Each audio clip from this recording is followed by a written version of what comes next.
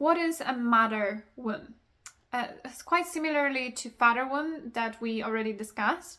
This can exhibit later in life in your relationships, in adolescent years of your life as well. So all of those traits can be passed on to you with the modeling. So if you see your parent, your mom, let's say, performing some actions, then you might be prone to get the same pattern in your life just by mimicking what's happening, because that's what's normal, that's what I saw, and therefore that's what I mimic. And if there was some abuse, if the mother was absent as well, the same with self-esteem. Lowered self-esteem may be related to what people say, or my performance, or how much assets do I have. Especially for women, this bond is quite strong between also mothers and daughters, right?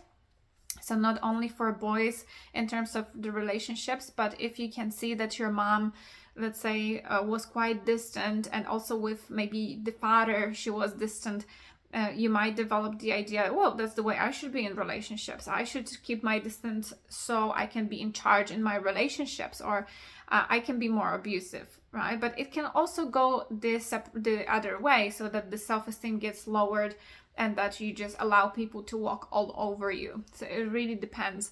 And for men, similarly with the father wound and the women, they could develop some unhelpful patterns in the relationships.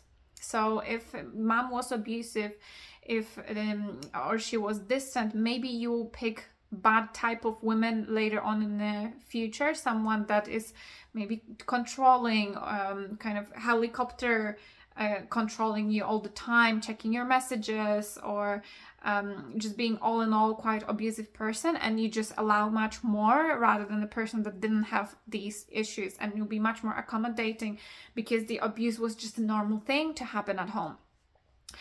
Think about it, how this could come about. Work on your self-esteem. In the next videos, we'll discuss some ways to combat those problems.